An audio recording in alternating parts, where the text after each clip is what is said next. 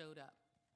He writes, quote, "Then a SWAT team showed and we retreated back to the rotunda and continued our hostile takeover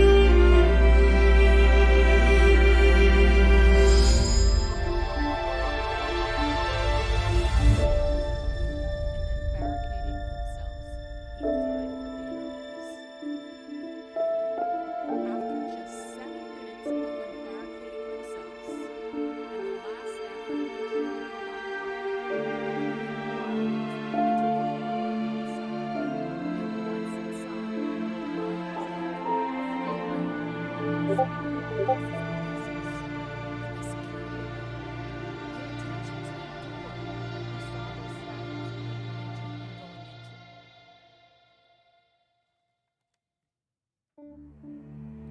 one of the riders, you can see, is throwing his body against the door 3 times until he breaks it.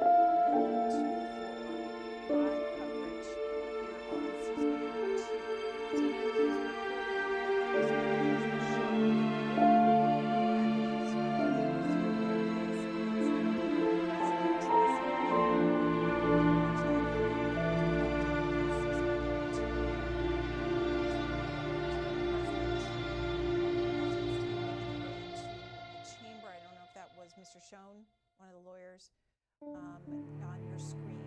So people are getting in place, and we will bring you our coverage then. You can also watch on our website,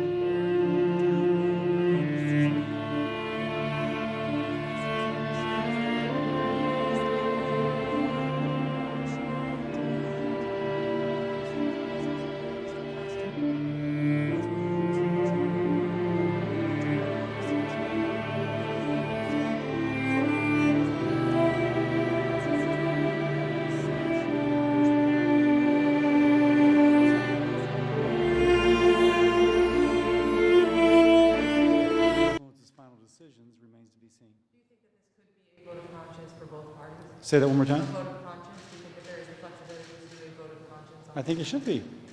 Yeah, absolutely. Is there anything that you've seen so far that was, especially jarring? There's so much. There's no one thing. There are many things. Is there something that you think that needs to be taken away today? One more time. Is there something you think that needs to be taken away from today's proceedings? Again, there's so much to say that should be taken away. How does one narrow it? But you realize that there were people, insurrectionists, who attempted to affect a peaceful transfer of power. And that should give anyone who loves our republic great pause.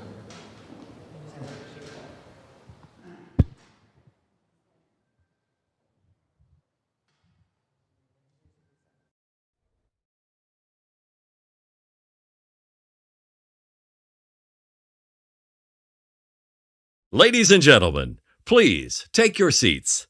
The show will begin in 5 minutes.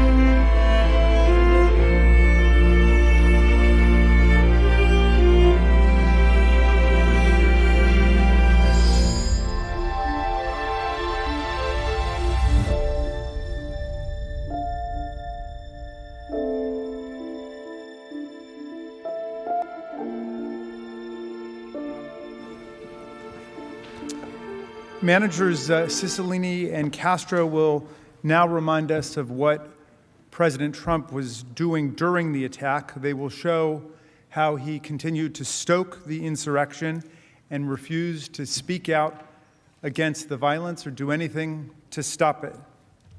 Mr. Cicilline.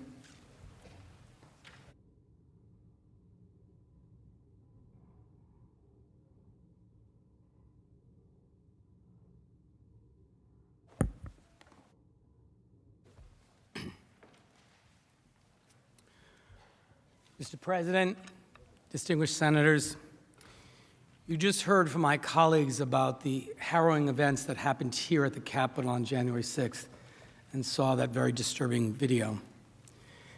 I'd now like to turn your attention to what was happening on the other end of Pennsylvania Avenue at the White House. And the truth is, the facts are that on January 6th, Donald Trump did not once condemn this attack. He did not once condemn the attackers. In fact, on January 6th, the only person he condemned was his own vice president, Mike Pence, who was hiding in this building with his family in fear for his life.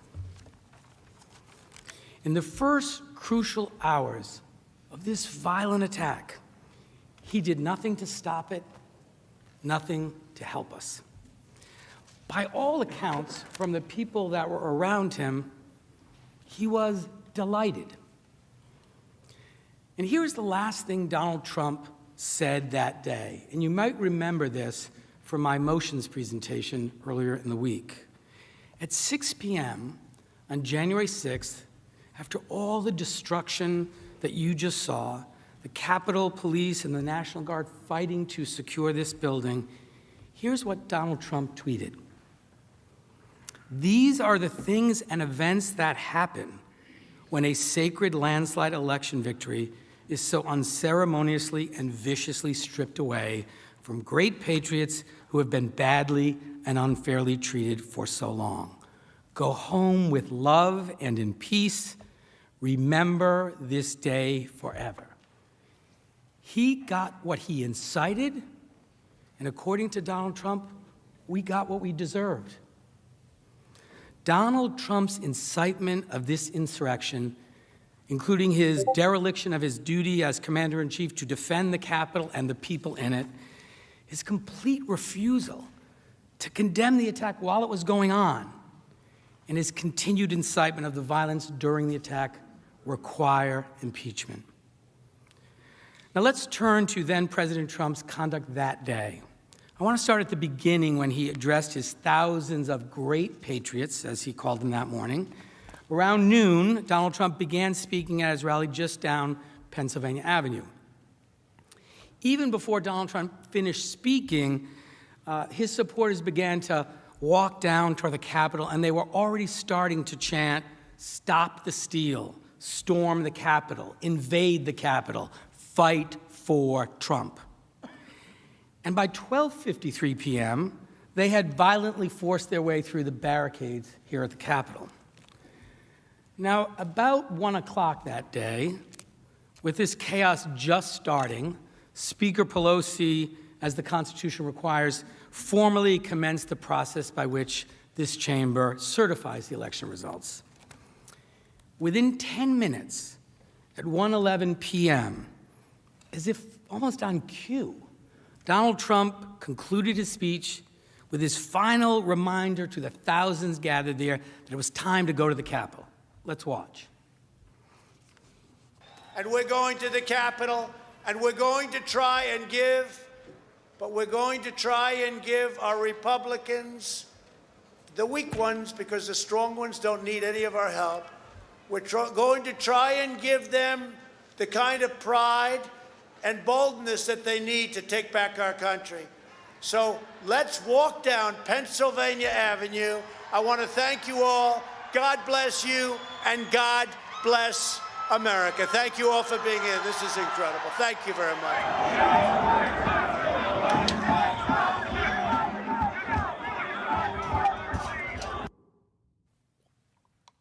Now, you've seen what happened when these supporters, following his orders, arrived here at the Capitol. But I want to look at what happened next. Now, you'll recall during the speech, President Trump said, "We're going to the Capitol," sort of suggesting that he was going to go with this crowd. Of course, that was not true. But let's hear what he said. Now it is up to Congress to confront this egregious assault on our democracy. And after this, we're going to walk down, and I'll be there with you. We're going to walk down. We're going to walk down, anyone you want, but I think right here, we're going to walk down to the Capitol. This, of course, was not true.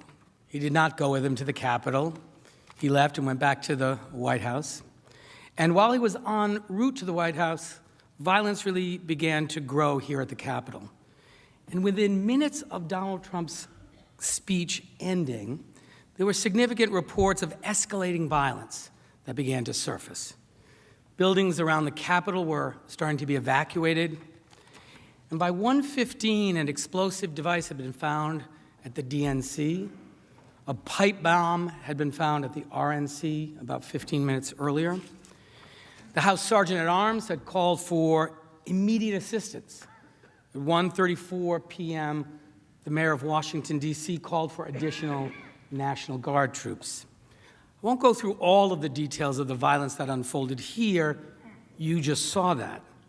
But as we walk through what our commander-in-chief did that day, I want to be very clear about exactly what was happening here at the same time. For 40 minutes, while buildings were being cleared, pipe bombs were being found, his supporters were literally breaching the perimeter of the Capitol and overwhelming law enforcement, and you saw the violence that was occurring. We heard nothing from the President of the United States. We didn't hear anything from Donald Trump until 1:49 p.m., when while all of this is unfolding, President Trump sent out a tweet. This was the first thing he did when he learned the United States Capitol, with all the members of Congress, his own vice president, was under violent attack. And what was that tweet? Nearly an hour after the rioters breached the Capitol perimeter, at 1:49, Donald Trump released a propaganda reel of his Save America speech that he'd given an hour before. I want to be clear. The events I just described, the rioters are breaching the Capitol, attacking law enforcement.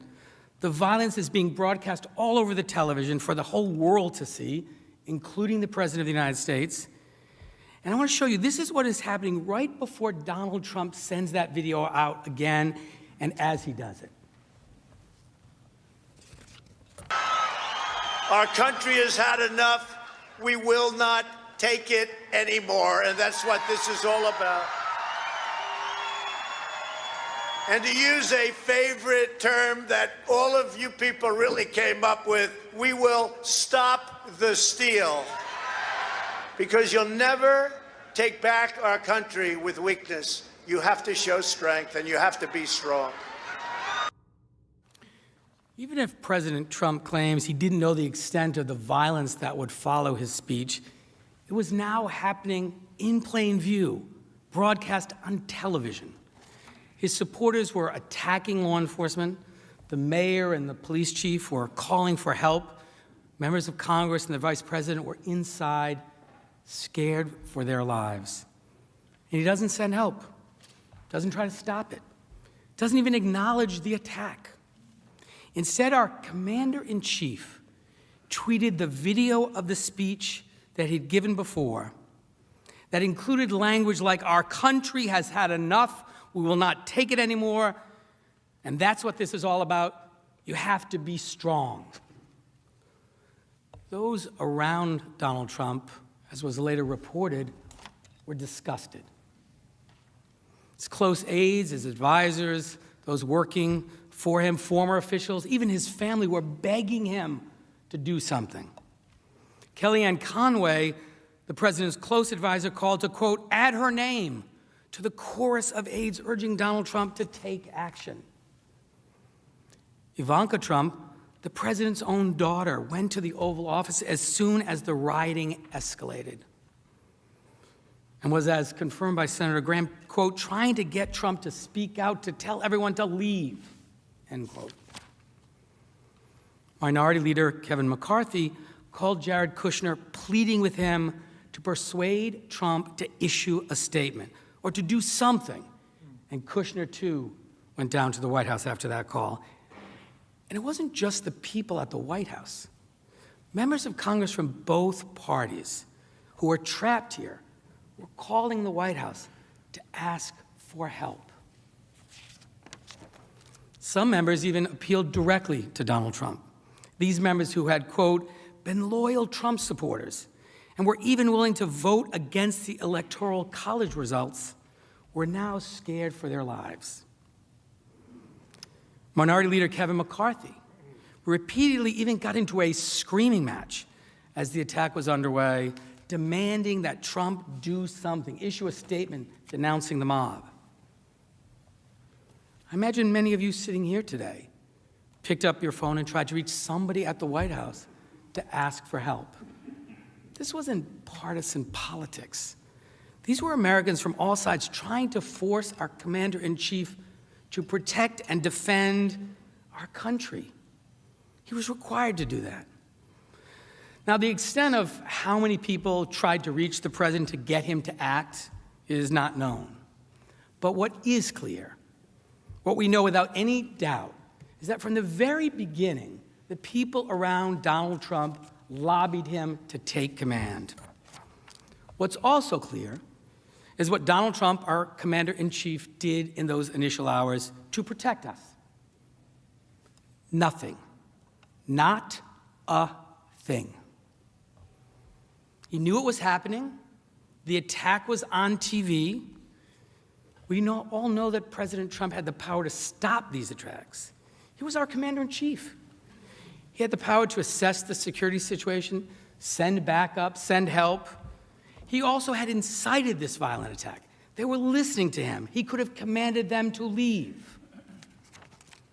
But he didn't. The first critical hour and a half of this bloody attack, Donald Trump tweeted his rally speech and did nothing else. And we know why. We know his state of mind that prompted his utter, complete refusal to defend us. It was reported by those around him. The president, as reported by sources, at the time was delighted. As he watched the violence unfold on television, President Trump was reportedly, and I quote, borderline enthusiastic because it meant the certification was being derailed, end quote. Senator Ben Sasse relayed a conversation with senior White House officials that President Trump was, quote, walking around the White House, confused about why other people on his team weren't as excited as he was, end quote. Trump's reaction to this attack reportedly genuinely freaked people out. I understand why. We just suffered a very serious attack on our country. And we saw it, and the people around him knew it. But when Donald Trump saw it, he was delighted. Now, what President Trump did next confirms why he was so delighted, why he wanted this. Because it shows that his singular focus that day, the day we were attacked, was not protecting us, was not protecting you, was not protecting the Capitol. It was stopping the certification of the election results. The evidence is clear. Shortly after 2 p.m., as the siege was fully underway, then President Trump made a call. This is the first call that we are aware he made to anyone inside the Capitol during the attack. Didn't call the vice president to ask how he could help defend the Capitol. Didn't call the next two in line to the succession of the presidency to check on their safety or well-being. Instead, he attempted to call Senator Tuberville. He dialed Senator Lee by accident.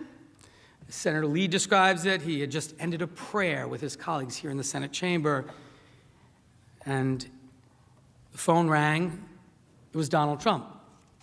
And how Senator Lee explains it is that the phone call goes something like this. Hey, Tommy, Trump asks, and Senator Lee says, this isn't Tommy, and he hands the phone to Senator Tuberville. Senator Lee then confirmed that he stood by as Senator Tuberville and President Trump spoke on the phone. And on that call, Donald Trump reportedly asked Senator Tuberville to make additional objections to the certification process. That's why he called.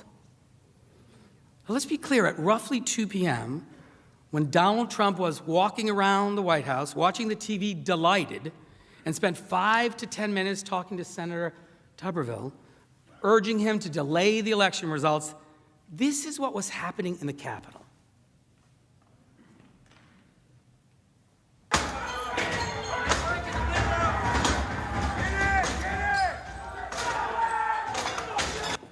We'll pause. Protesters are in the building. Thank you.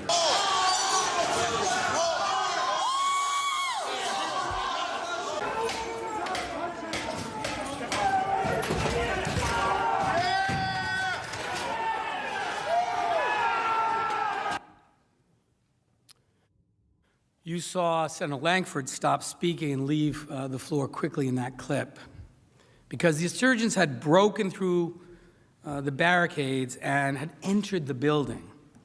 And as these armed insurrectionists banged on the doors, members of Congress were told to put on their gas masks, to put bags over their heads for safety and prepare to evacuate. And Donald Trump was calling to ask a senator to delay the certification process. Let that sink in. Donald Trump didn't get to finish that call. It was cut off because the senators had to move to another location for your security. And thank God they did, because as the call was occurring, the rioters got closer to the Senate chambers. And as we all know now, but for the heroism of Capitol Police Officer Eugene Goodman and other law enforcement officers who took them in a different direction to the police line, they very likely would have gotten here.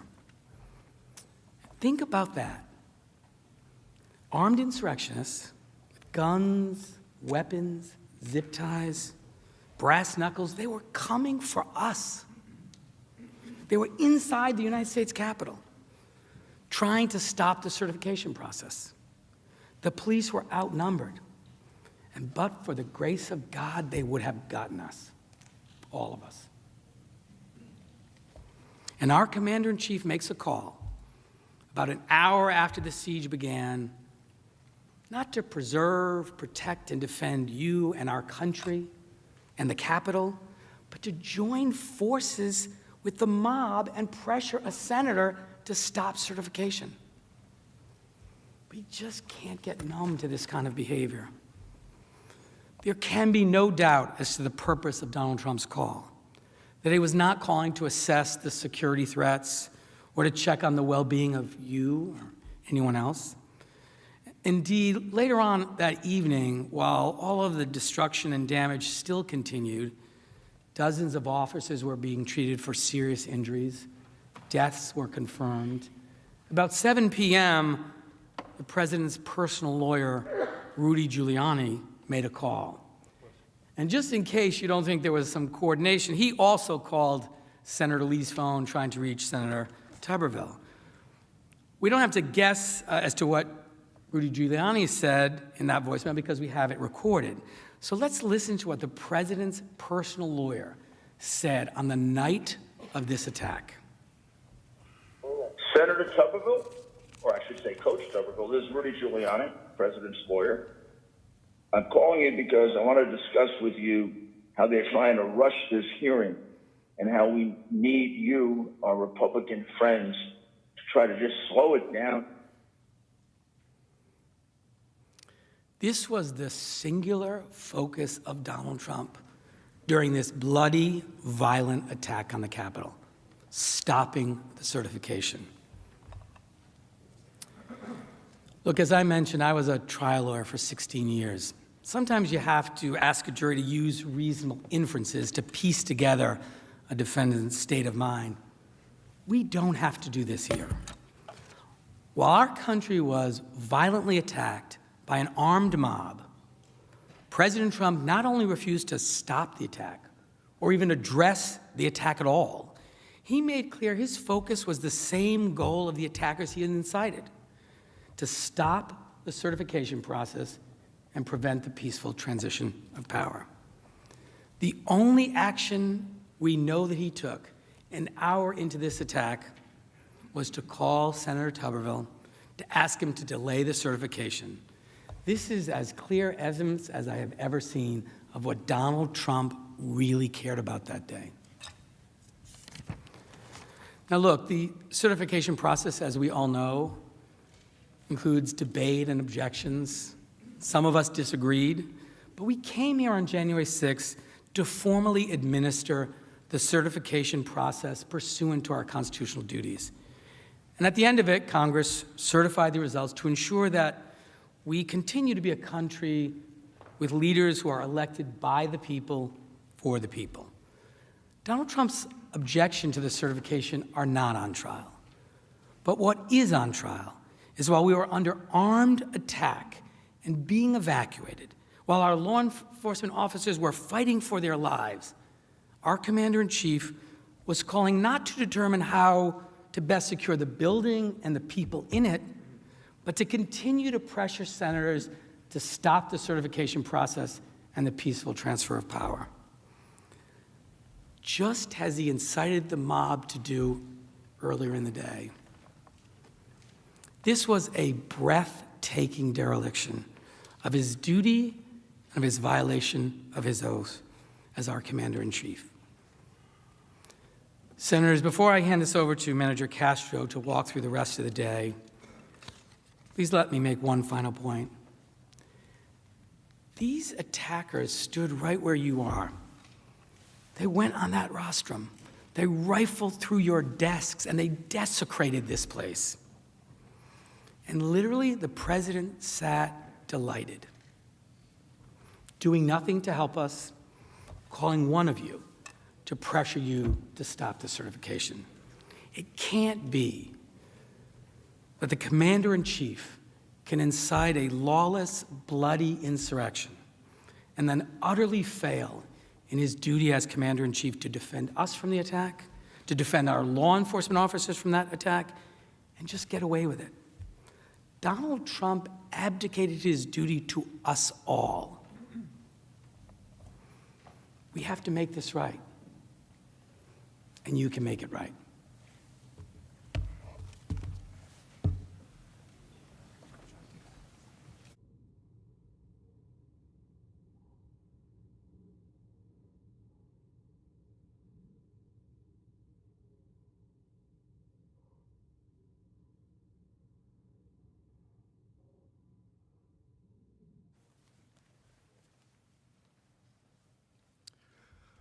My fellow manager, David Cicilline, showed you what President Trump did and did not do in those first critical hours of the attack. He sent a tweet at 1:49 p.m. where he reposted a video of the speech that incited the attack. And he called a senator to ask him to delay the certification as the senator was being evacuated for his own safety. We left off around 2:15 p.m. At this point, insurgents were inside the Senate and the House, and the Senate had been evacuated for everyone's safety. And as you saw, Vice President Mike Pence and his family even had to be evacuated for their safety. Now, you'll recall, Donald Trump had made Vice President Pence a target. He attacked the vice president at the rallies, in speeches, and on Twitter. And during President Trump's speech that morning of the attack, he ramped it up again. After privately pressuring Mike Pence in front of thousands in the crowd, he called Mike Pence out 11 times, including saying, quote, "Mike Pence, I hope you're going to stand up for the good of our Constitution and for the good of your country. And if you're not, I'm going to be disappointed in you. I will tell you right now." And this was the crowd's response to Donald Trump's days of relentless attacks on his own vice president.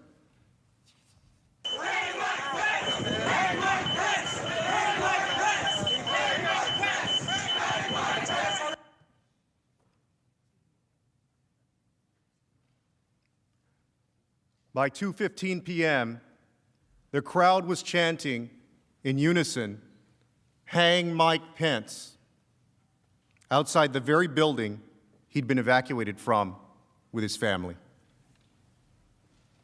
Now, even if President Trump didn't know that his inflammatory remarks about his vice president would result in chants of "Hang Mike Pence," by 2:15 p.m., he surely knew. The attack was all over television. They were doing this out in the open. This was a vice president whose life, whose family's life, was being threatened by people whom the president had summoned to the Capitol. And what did President Trump do in response? Did he stop? Did he tell his base, "No, don't attack my vice president"? Even when President Trump knew what his words were causing, he didn't do any of those things to stop the crowd. In fact, he did the opposite. He fueled the fire. At 2:24 p.m., he tweeted, quote, "Mike Pence didn't have the courage to do what should have been done to protect our country and our Constitution. USA demands the truth." Over an hour and a half into the attack, and this is what he tweeted. And he still, even at this point, did not acknowledge the attack on the Capitol, let alone condemn it. Instead, he further incites the mob against his own vice president, whose life was being threatened. Well, some of you may say, well, who was paying attention anyway? Well, that mob was paying attention. Mike Pence didn't have the courage to do what should have been done to protect our country and our Constitution, giving states a chance to certify a corrected set of facts, not the fraudulent or inaccurate ones which they were asked to previously certify. U.S. demands the truth. Mike Pence is a bitch! Mike Pence is a bitch! Can I speak to Pelosi? Yeah, we're coming, bitch! Oh, Mike Pence, we're coming for you too, fucking traitor!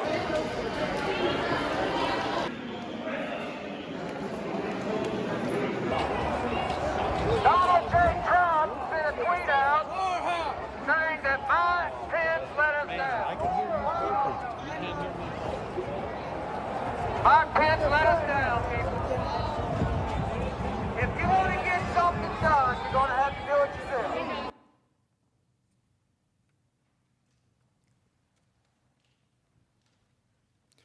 The insurgents amplified President Trump's tweet attacking the vice president with a bullhorn.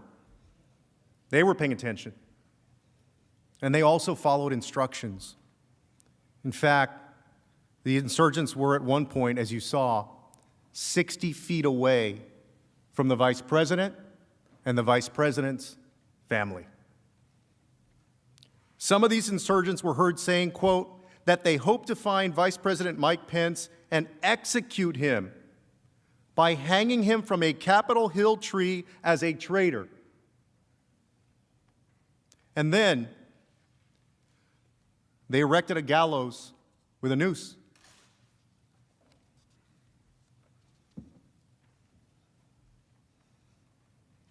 This is what Donald Trump incited. Please take a close look at that picture. It harkens back to our nation's worst history of lynching. A president's words have the power to move people to action. These were the results. And why did the president incite such rage against the vice president? He was fulfilling his constitutional duty, as we all were that day. Vice presidents in this country have been carrying out this constitutional duty, overseeing the certification of the election results without incident, without contest, without a word, for the entirety of our nation. It's part of our peaceful transition of power in the United States.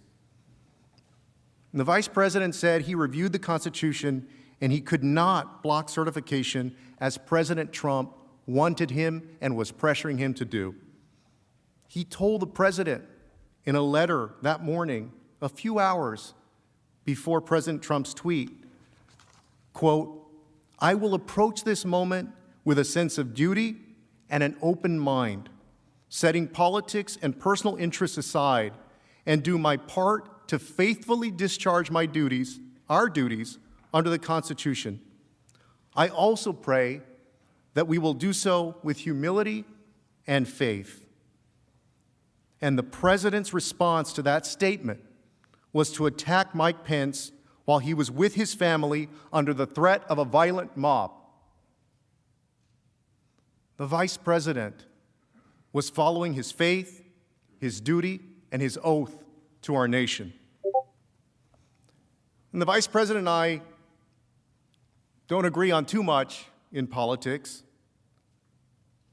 but he's a man who upholds his oath, his faith, his duty, and most of all, upholds the Constitution. And Mike Pence is not a traitor to this country. He's a patriot. And he and his family, who was with him that day, didn't deserve this. Didn't deserve a president unleashing a mob on them, especially because he was just doing his job. As this was unfolding and the crowd grew more violent, the president, of course, was not alone at the White House. And the people closest to him, his family and advisors who saw this unfolding in real time, begged him, implored him to stop the attack. An aide to Mark Meadows, the president's chief of staff, urged his boss to go see the president, saying, quote, "They are going to kill people. They're going to kill people." That's what those around President Trump feared. And still, nothing. It wasn't until 2:38 p.m., nearly 2 hours after the start of the siege, that Donald Trump even acknowledged the attack. And when he finally did acknowledge the attack, here's what he said. On the right, you'll see what had been happening prior to that tweet and as he sent the tweet. And on the left, you'll see exactly what he tweeted. I'm going to stop you there for just one moment because we do have some breaking news. We want to bring in congressional correspondent Chad Pergram as this is just all developing right now. Chad, I understand the Capitol is now on lockdown.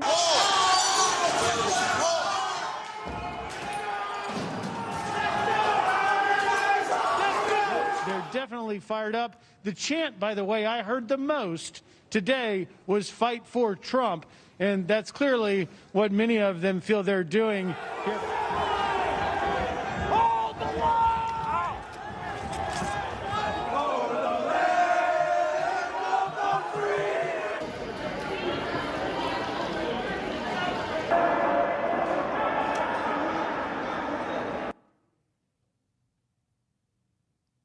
That's what our president saw unfolding in real time, broadcast all over television. And this is what he tweeted at 2:38 p.m. Quote, "Please support our Capitol Police and law enforcement. They're truly on the side of our country. Stay peaceful." And much has been made of the fact that in this tweet, he says, "Stay peaceful." Senators, stay peaceful? Think about that for a second. These folks were not peaceful. They were breaking windows, pushing through law enforcement officers, waving the flag as they invaded this Capitol building. This was a violent, armed attack. Stay peaceful? How about stop the attack? Stop the violence. Stay peaceful? How about you say immediately leave? Stop. And he said, please support our law enforcement. How about he actually support our law enforcement by telling these insurgents to leave the Capitol immediately, which he never did. He didn't. Because the truth is, he didn't want it to stop. He wanted them to stay and to stop the certification. And his failure had grave and deadly consequences. By 2:45 p.m., the warnings were tragically proven correct. Ashley Babbitt was shot by an officer as she tried to break through a glass door to reach the Speaker's lobby. At this point, the pleas to Donald Trump, publicly and privately, grew even more desperate. At 2:54 p.m., Alyssa Farah, a former strategic communications director, begged the president, quote, condemn this now. You're the only one they will listen to for our country.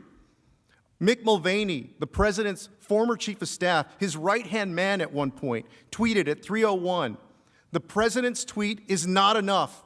He can stop this now and needs to do exactly that. Tell these folks to go home. He can stop this now. Tell these folks to go home. At 3:06 p.m., Rep. McCarthy appeared on Fox News. Here's what he said. I could not be sadder or more disappointed with the way our country looks at this very moment. People are getting hurt. Anyone involved in this, if you're hearing me, hear me very loud and clear. This is not the American way. He's saying on Fox News, which the president watches, this is not the American way. Stop the attack. Representative Gallagher at 3:11 p.m., while secured in his own office, posted a video to Twitter. Mr. President, you have got to stop this. You are the only person who can call this off. Call it off. And then, when the president didn't answer his pleas on Twitter, Representative Gallagher went on live television. I mean, this is insane. I mean, I've not seen anything like this since I deployed to Iraq in 2007 and 2008. I mean, this is America, and this is what's happening right now. The president needs to call it off. Like, call it off. Call it off. Representative Gallagher, you see there, said he'd not seen anything like this since he was deployed in Iraq. The message around the president was clear from everyone. You need to call this off. Stop it. But does he? No. His next tweet was not until about 3:13 p.m. Once again, it's important to consider what was happening between Donald Trump's 2:38 p.m. tweet and his next tweet at 3:13 p.m. You'll see footage from the attack during that time on the right and Donald Trump's tweet on the left. We've been informed that protesters have penetrated the Capitol. This is my fucking building. Hey, we got a fucking attitude problem over here. I tell you, the sentiment in the streets is really getting to a different level. This is spinning out of control. This is turning violent. This is getting dangerous. You're America. Now, one idea. Don't touch me, don't. Get the fuck out of here.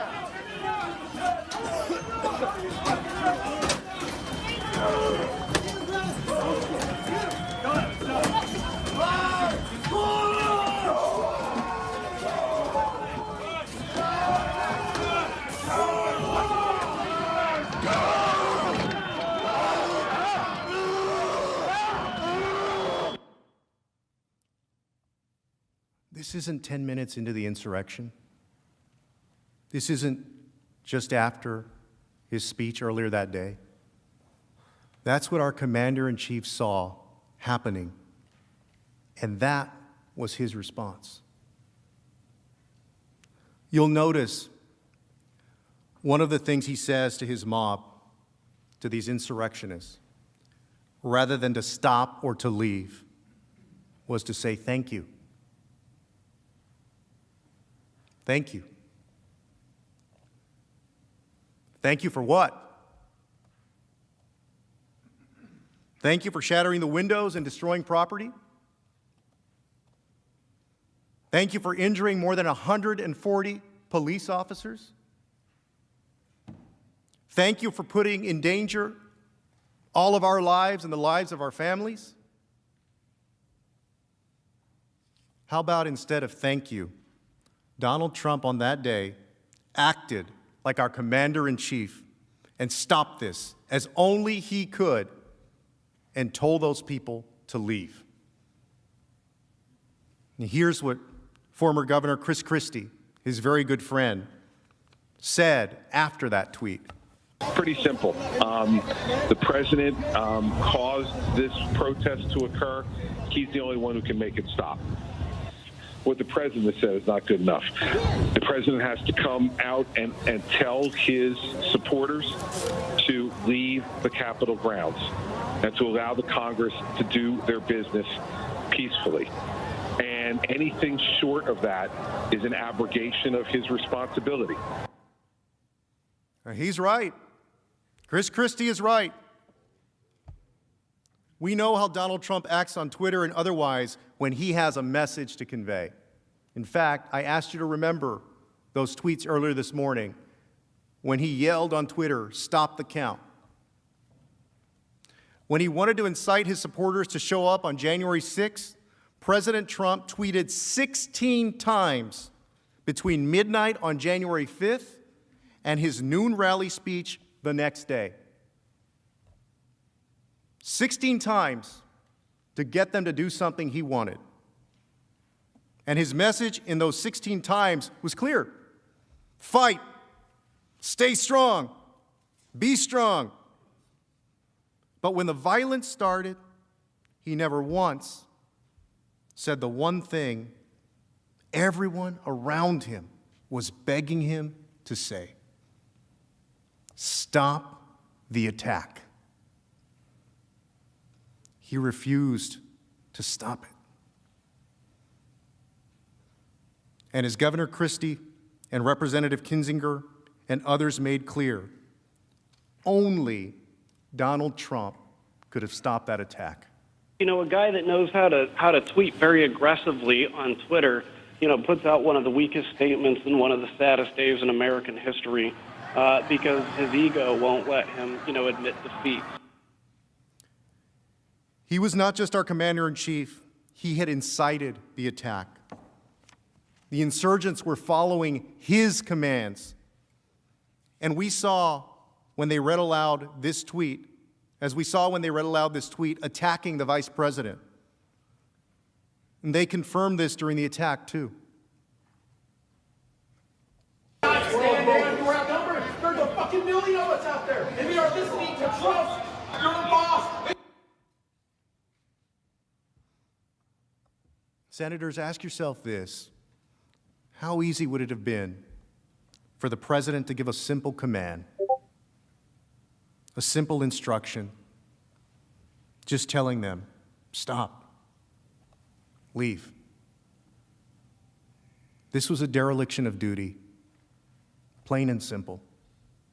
And it would have been for any president who had done that. And that brings me to my next point. You heard from my colleagues that when planning this attack, the insurgents predicted that Donald Trump would command the National Guard to help them. And there's a lot that we don't know yet about what happened that day. But here's what we do know. Donald Trump did not send help to these officers who were badly outnumbered, overwhelmed, and being beaten down.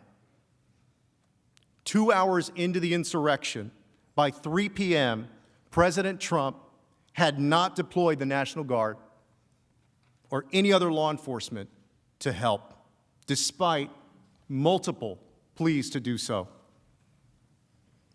President Donald Trump was at the time our Commander-in-Chief of the United States of America. He took a solemn oath to preserve, protect, and defend this country, and he failed to uphold that oath. In fact, there's no indication that President Trump ever made a call to have the Guard deployed or had anything to do with the Guard being deployed when it ultimately was. And shortly after 3:04 p.m., the acting defense secretary announced that the Guard had been activated and listed the people he spoke with prior to this activation, including Vice President Mike Pence, Speaker Pelosi, Leader McConnell, Senator Schumer, and Representative Hoyer. But that list did not include the president. This omission of his name was reportedly not accidental. According to reports, quote, Trump initially rebuffed requests to mobilize the National Guard and required interference by other officials, including his own White House counsel. And later, quote, as a mob of Trump supporters breached police barricades and seized the Capitol, Trump reportedly was, quote, disengaged in discussions with Pentagon leaders about deploying the National Guard to aid the overwhelmed U.S. Capitol Police. President Trump was reportedly, and I quote, completely, totally out of it. He made no attempt to reach the National Guard, and it was Vice President Pence, still under the threat for his life, who reportedly spoke to the Guard. President Trump's conduct confirms this too. At no point on January 6 did Donald Trump even reference the National Guard.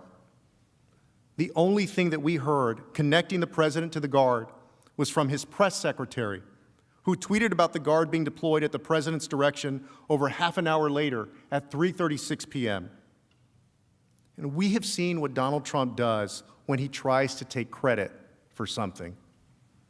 And yet, even when the National Guard was finally deployed, he didn't even acknowledge it.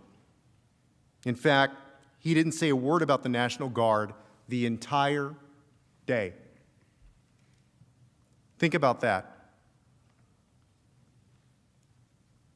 The bloodiest attack we've seen on our Capitol since 1812, and our president couldn't be bothered to even mention that help was on its way. These insurgents had been attacking our government for over 4 hours by that point. And we may have been the target, but it was the brave men and women who protect our Capitol who were out there combating thousands of armed insurgents in a fight for their lives. And that's who Donald Trump left entirely unprotected. Hold on! Let's get there!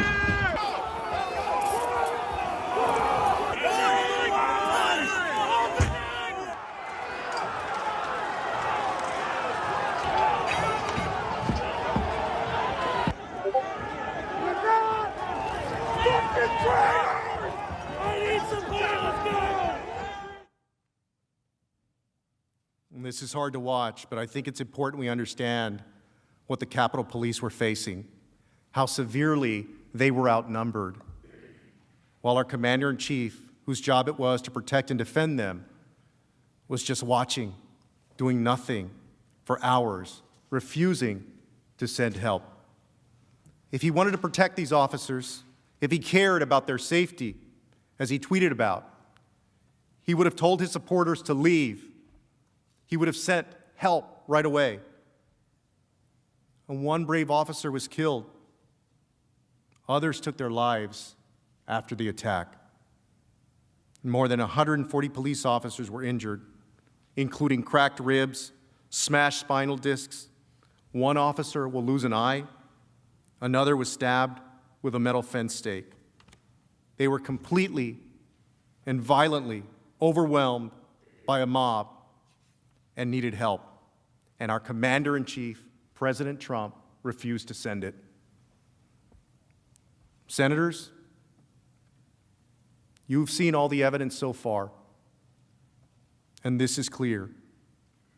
On January 6th, President Trump left everyone in this Capitol for dead. For the next hour after President Trump's 3 p.m. tweet, he still did nothing. Not until 4:17 p.m., over 3.5 hours after the violence started, did our president send a message finally asking the insurgents to go home. On the right, you'll see what happened that day in the hours leading up to his pre-recorded video. On the left, you'll see his message. Let's watch. I know your pain. I know you're hurt. We had an election that was stolen from us. It was a landslide election, and everyone knows it, especially the other side. But you have to go home now. We have to have peace. We have to have law and order. We have to respect our great people in law and order. We don't want anybody hurt. It's a very tough period of time. There's never been a time like this where such a thing happened, where they could take it away from all of us, from me, from you, from our country. This was a fraudulent election, but we can't play into the hands of these people. We have to have peace. So go home. We love you. You're very special. You've seen what happens. You see the way others are treated that are so bad and so evil. I know how you feel. But go home and go home in peace.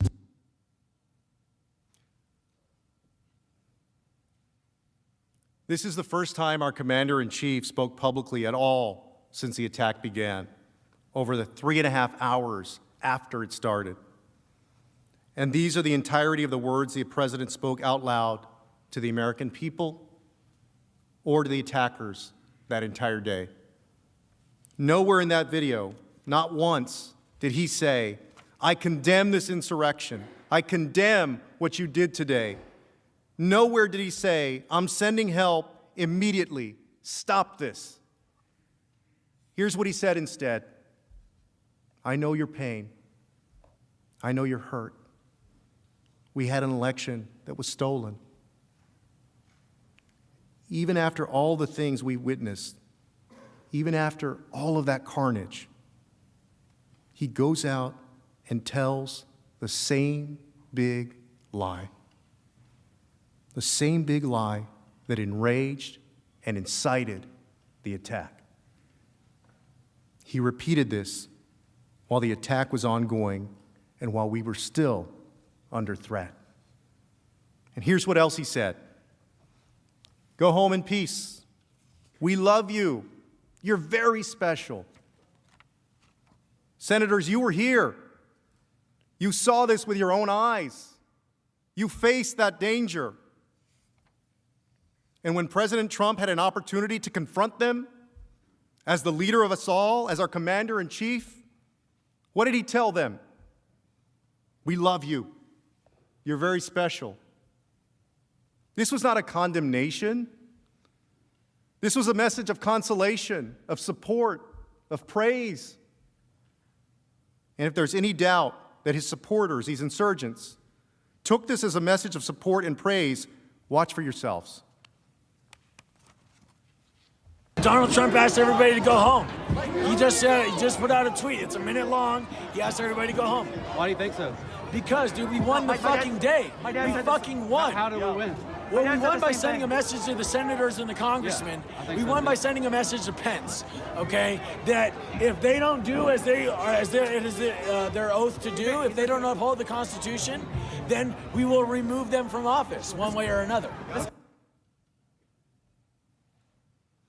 I suspect you recognize that man. You'll hear him say that we won the day.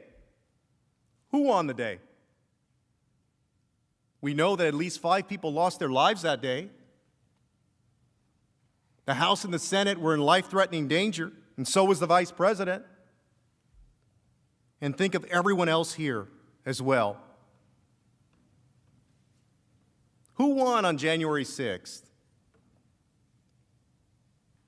That's not a win for America, but it is a win for Donald Trump unless we hold him accountable.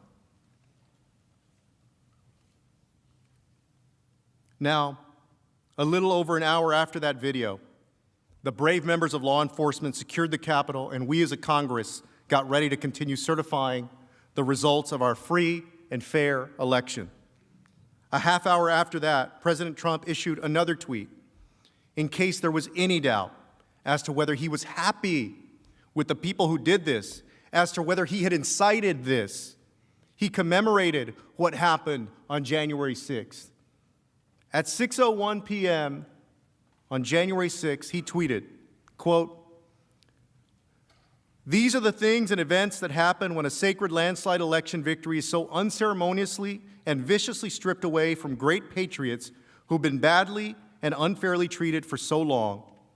Ending with, "Remember this day forever." My colleague, Manager Cicilline, started with this tweet because this tweet shows exactly how Donald Trump felt about what happened on January 6th. These are the things that happened. He's saying this was foreseeable. He's saying, I told you this was going to happen if you certified the election for anyone else, and you got what you deserved for trying to take my power away. Great patriots, go home with love and in peace. Remember this day forever. He's saying to them, you did good. He's not regretful. He's not grieving. He's not sad. He's not angry about the attack. He's celebrating it. He's commemorating it. This is the entirety of what President Trump said to the public once the attack began. 5 tweets and a pre-recorded video. On the day of the most bloody insurrection we've faced in generations, our commander-in-chief, who's known for sending 108 tweets in a normal day, sent 5 tweets and a pre-recorded video. That is the entirety of President Trump's public statements from when the attack began until he went to bed on January 6th.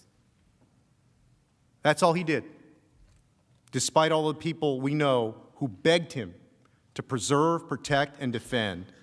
That was our commander-in-chief's response. He began the day with, quote, "Our country has had enough.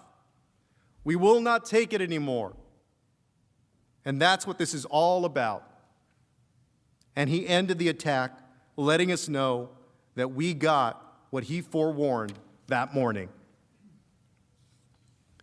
We will, of course, each of us, remember that day forever, but not in the way that President Trump intended. Not because of the actions of these violent, unpatriotic insurrectionists.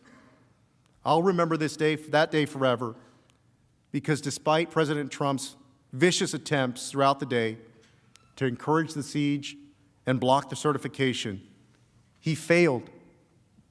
At 8:06 p.m., the Senate gavelled into session, and the counting of the electoral votes continued. About an hour later, the House followed suit.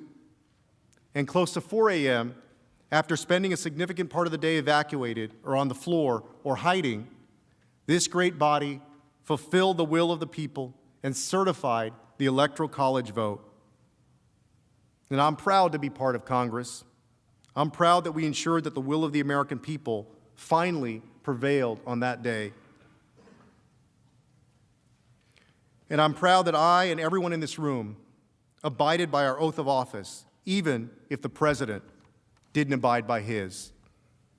And President Trump, too, took an oath as president. He swore on a Bible to preserve, protect, and defend.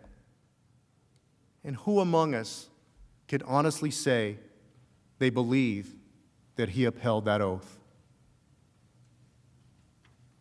And who among us will let his utter dereliction of duty stand?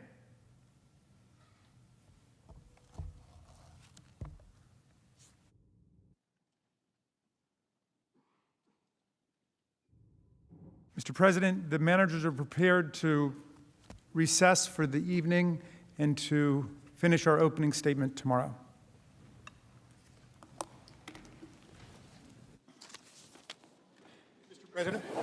Mr. President. Mr. President. Majority Leader. Pursuant to Impeachment Rule 16, I make a motion. Statements were attributed to me moments ago by the House impeachment managers. Statements relating to the content of conversations between a phone call involving President Trump and Senator Tuberville were not made by me. They're not accurate, and they're contrary to fact. I move, pursuant to Rule 16, that they be stricken from the record.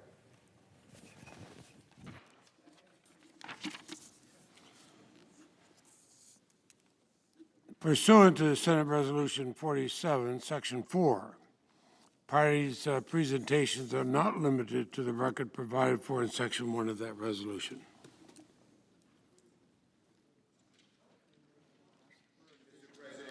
Senator, I appeal the ruling of the chair. I couldn't hear what he said. I appeal the ruling of the chair,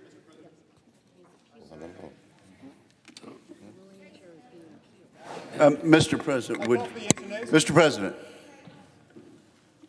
Mr. President, right here, we might as well hear clearly what the ruling of the chair was. So if you would repeat that. Of course, I will. And pursuant to Senate Resolution 47, Section 4, the parties' presentations are not limited.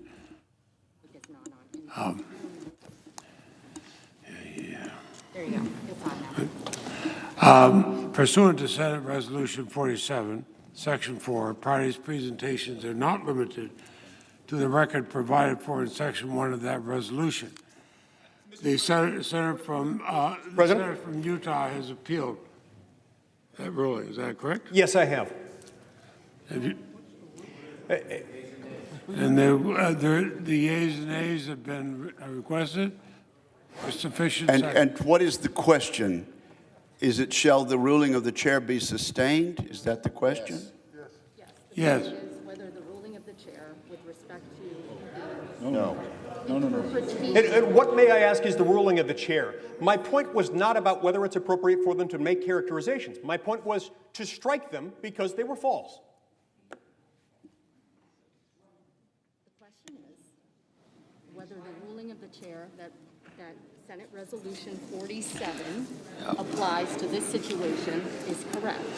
The question is whether Senate Resolution 47, Section 4, is correct. The parties' presentations are not limited to the record provided for in Section 1 of that resolution.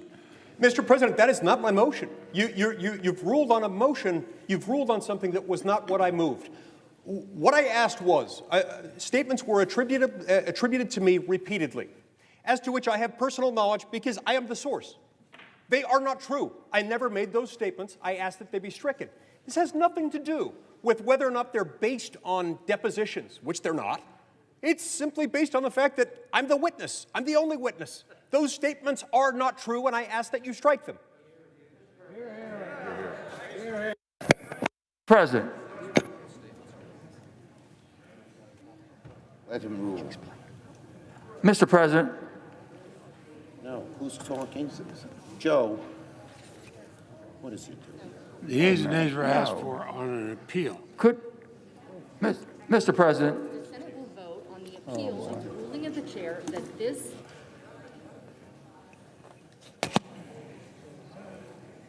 Is. Can you hit the mic button? Come on. I'm in trouble with the mic. I'm sorry. The yeas and nays have been asked. The yeas and nays have been requested. Let him explain. Please let him explain, Mr. President. Why is it false? What was not false? What was false about it? Mr. President, I ask unanimous consent to answer the senator's question. Is not in order under Senate Resolution 47, Section 4. Parties' presentation not limited to the record provided for in Section 1 of that resolution. And that has been appealed. The yeas and nays have been requested. The clerk will call the roll.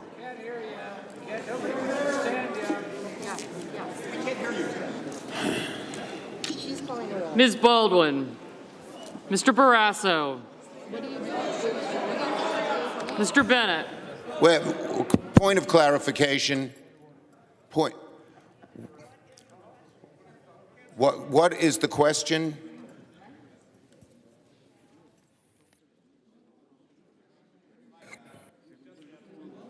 Yeah, we're not allowed to here. Yes? I suggest the absence of a quorum while we work this out. Clerk will call the roll. No objection. Clerk, call the roll. Ms. Baldwin.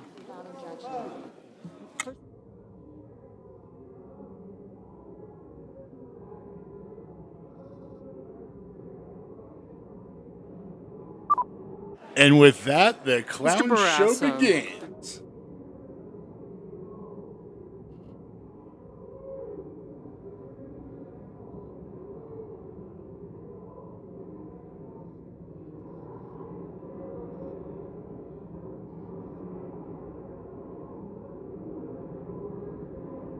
Okay.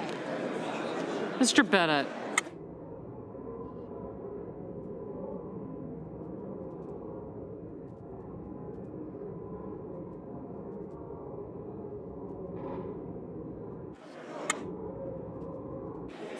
Mrs. Blackburn.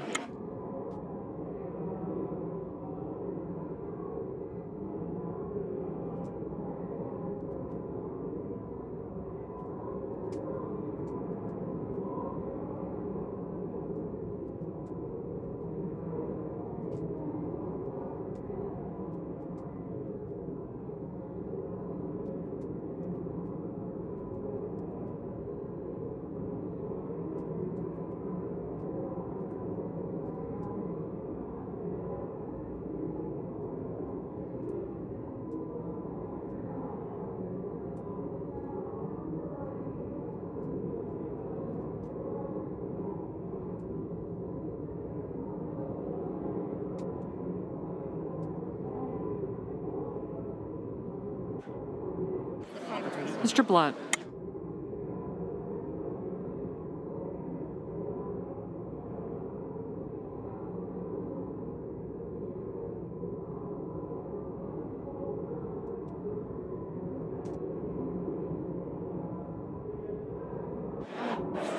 Mr. Booker.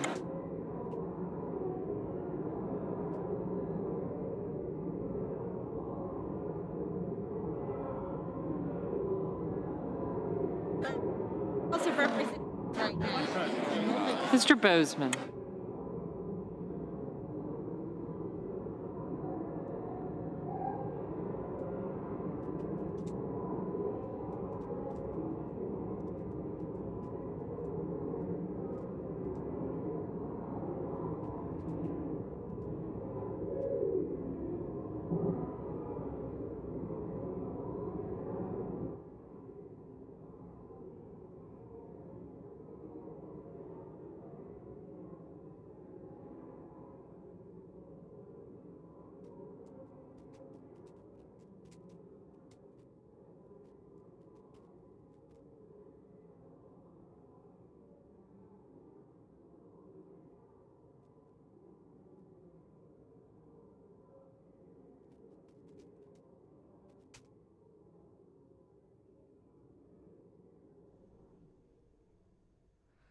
The Senate impeachment trial of the former President Trump in a holding pattern right now. As you can see, what we understand to happen is that the House impeachment managers were ready to adjourn for the evening.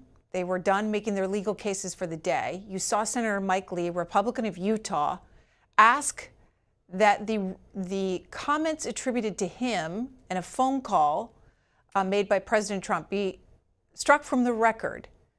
You then saw the presiding officer, Senator Patrick Leahy of Vermont, unclear as to what his ruling was. You heard senators ask for him to enunciate that ruling again. Then he had technical problems. It is unclear right now what exactly they are voting on or if a vote is taking place at this moment. You can see the huddling on the Senate floor. We'll continue to watch. There's a quorum call underway. Without objection, the quorum call. There will be order. Mr. President, we need order. Senate will be in order. Okay. Consent to vitiate the appeal request that I made. Without, I withdraw the request. Wait, before he withdraw. Just call in. I withdraw the request for the yeas and nays. Without objection. Without objection. Okay, and I withdraw the quorum call and call on the manager, Mr. Raskin, for a brief statement. The impeachment manager, Mr. Cicilline, correctly and accurately quoted a newspaper account which the distinguished senator has taken objection to. So we're happy to withdraw it on the grounds that it is not true. And we are going to repeated it too. Okay, we're going to withdraw it this evening and without any prejudice to the ability to resubmit it if possible, and then we can debate it if we need it. But this is much ado about nothing because it's not critical in any way to our case. You're not the one being cited as a witness, sir. All right. So the manager's issue stands. Mr. Lee has withdrawn his request, and we may relitigate it tomorrow if we have to. I now ask unanimous consent. The trial adjourn until 12 noon tomorrow, Thursday, February 11th, and this also constitute the adjournment of the Senate. The objection, without objection, so ordered. Senate stands adjourned.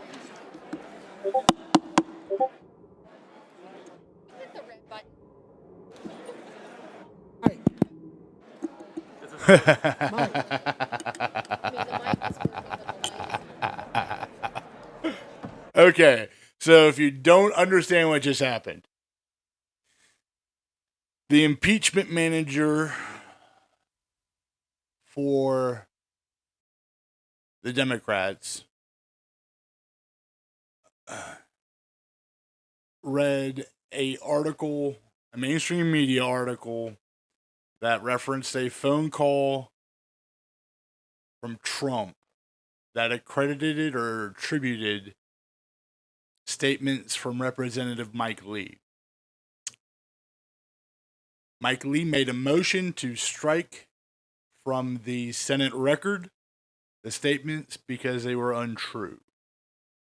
That triggered Patrick Leahy, the presiding officer, the president pro tem for the Senate, to wake up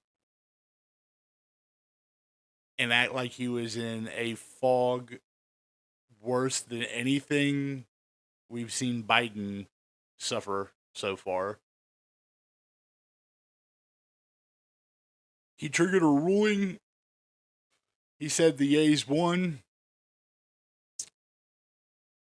That upheld his ruling, though his ruling had nothing to do with Mike Lee's motion. And then to try to save face and buy time, Chuck Schumer called for a roll call, which is basically them just calling the roll and making sure everybody's there.